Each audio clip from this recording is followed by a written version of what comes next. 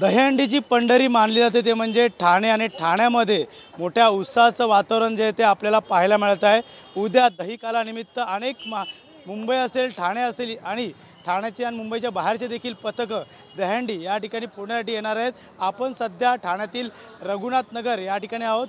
संकल्प प्रतिष्ठानच्या वतीने या ठिकाणी दहीकाला उत्सव गेल्या अनेक वर्षापासून बनवला जातो। या ठिकाणी आयोजक हे माजी आमदार रवींद्र फाटक यांच्या वतीने या ठिकाणी गेल्या अनेक वर्षापासून दहीहंडी उत्सव या ठिकाणी केला जातो। अनेक कलाकारांना, दिग्गज कलाकारांना या स्टेजवरती देखील त्यांना स्थान दिलं जातं। त्यामुळे नक्कीच या ठिकाणी मुख्यमंत्री एकनाथ शिंदे असतील, राज्याचे उपमुख्यमंत्री देवेंद्र फडणवीस असेल आणि बरेच नेते या ठिकाणी येणार आहेत। त्यामुळे नक्कीच पूर्णतः या ठिकाणी जय्यत तयारी रघुनाथ नगरमध्ये करण्यात आली आहे। संकल्प प्रतिष्ठानच्या वतीने खास करून लाडक्या बहिणींसाठी खास सन्मानांची हंडी या ठिकाणी देखील ठेवण्यात आलेली आहे। त्यामुळे सर्वांचंच लक्ष या हंडीकडे लागणार आहे। लाखोच्या स्वरूपात या ठिकाणी बक्षिसाची लयलूट असणार आहे। त्यामुळे दहीहंडी उत्सवाच्या अगोदर या ठिकाणी जन्माष्टमीचा कार्यक्रम होतो आणि या जन्माष्टमीच्या कार्यक्रमानंतर या ठिकाणी कलाकारांनी देखील या ठिकाणी स्टेजवरती आपली या ठिकाणी संस्कृती दाखवली होती। मात्र सध्या आपल्यासोबत जोडले गेले शिवसेनेचे माजी आमदार रवींद्र फाटक सर, काय सांगाल, कशा प्रकारचा उत्साहाचं वातावरण ठाण्यामध्ये आहे? संकल्प प्रतिष्ठानच्या माध्यमातून दरवर्षी दहीहंडी उत्सव केला जातो। यंदा पण त्याच माध्यमातून जोरदार केला जातो आहे आणि या खास करून यावर्षी आपण लाडक्या बहिणीसाठी खास सन्मान दहीहंडी आपण आयोजन केलेली आहे। महाराष्ट्रामध्ये लाडकी बहीण योजना महाराष्ट्राचे मुख्यमंत्री सन्माननीय एकनाथ शिंदे साहेब, उपमुख्यमंत्री देवेंद्रजी फडणवीस, उपमुख्यमंत्री अजित पवार साहेब आणि सर्वच लोकांनी मंत्रिमंडळाने एक लाडकी बहीण योजना आणि बरेच योजना राबवल्या। त्यामध्ये मेन लाडकी बहीण म्हणजे आज दहीहंडीच्या माध्यमातून महिला दहीहंडी उत्सव मंडळ प्रत्येक दहीहंडीला भाग घेत असतात, पण यावर्षी खास करून आपल्या संकल्प प्रतिष्ठानच्या माध्यमातून लाडकी बहीण सन्मान हंडी आपण लावलेली आहे। त्याचं खास आकर्षण मंडळाच्या महिलांचं एक स्वागत, एक सन्मान व्हावा या मांडातून आपण विचार केला। नक्कीच लाडक्या बहिणीचे अनेक फोन आले असेल, संपर्क झाले असेल, किती पथक या ठिकाणी महिलांचे आता ॲग्रेसिव्ह या ठिकाणी फोडाला आणि तसंच पुरुषांचे देखील या ठिकाणी मुंबई असेल, ठाणे असेल, किती पथकांनी इथं आपली नोंदणी केली आहे?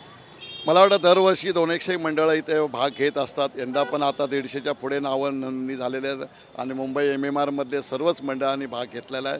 जी मोठी मोठी मंडळं आहेत ती पण सकाळपासून उद्या सुरुवात होईल असं मला वाटतं।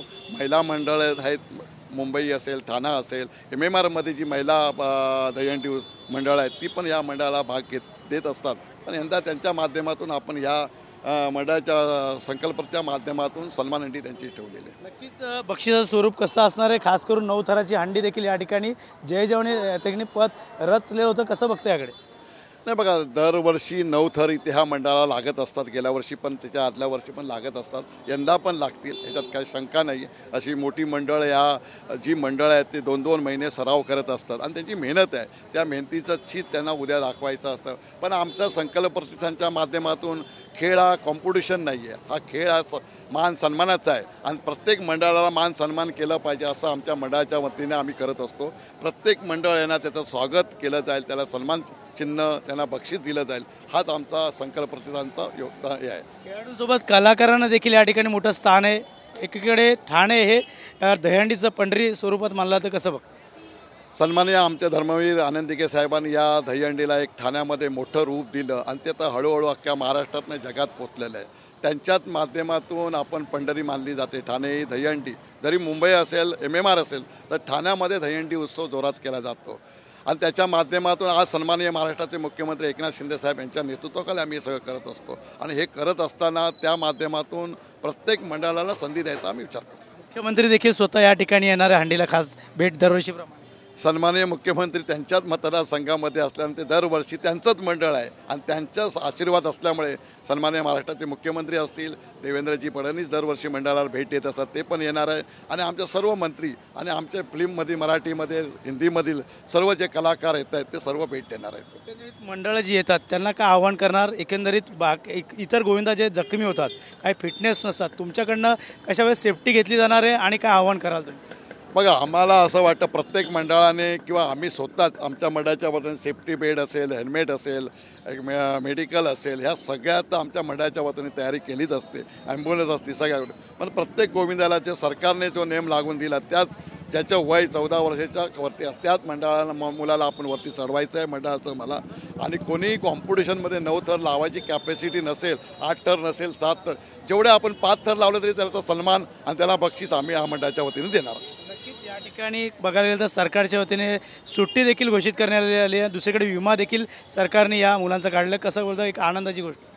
नाही, खरोखर सरकारने या खेळाला ग्लोबल खेळ म्हणून डिक्लेअर केलेलं आहे. आणि त्याच्या माध्यमातून जे आता तुम्ही त्या खेळाला हा दहीहंडी उत्सव हा सगळ्या जसा क्रिकेट असेल, व्हॉलीबॉल असेल, सगळ्या त्याच्यामध्ये हा खेळ समाविष्ट करून घ्यावा यासाठी सरकारने, महाराष्ट्राचे मुख्यमंत्री सन्माननीय एकनाथ शिंदेसाहेब, देवेंद्र फडणवीस, अजित पवार सर्व मंत्रिमंडळाने या खेळाला एक दर्जा दिलेला आहे. आणि तो दर्जा असल्यामुळे या खेळाला मोठं महत्त्व आलेलं आहे. शेवटचा प्रश्न, अनेक मंडळं थकली असतात, त्यांच्यासाठी कशाप्रकारे भोजनाची सोय असेल, इतर काय गोष्टी केल्या असेल आणि वाहतुकीसाठी काय बदल या ठिकाणी करा?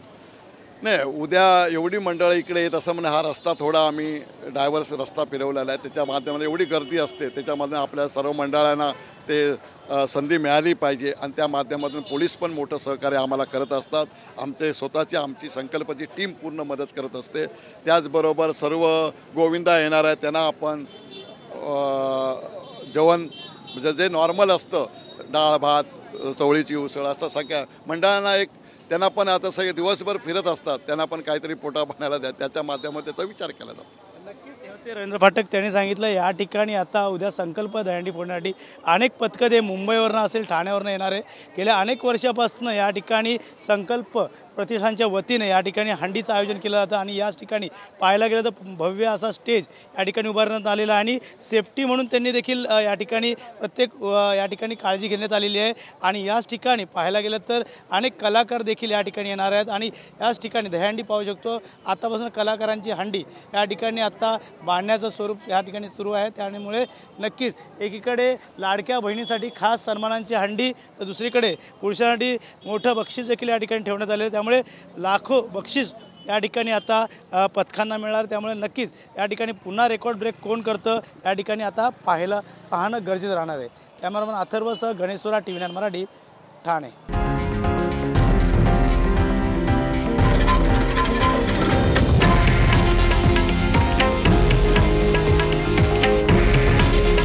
हे आहे देशातील नंबर 1 न्यूज नेटवर्क आणि आपण पाहत आहात TV9 मराठी. काळजी तुमची, हित महाराष्ट्राचं.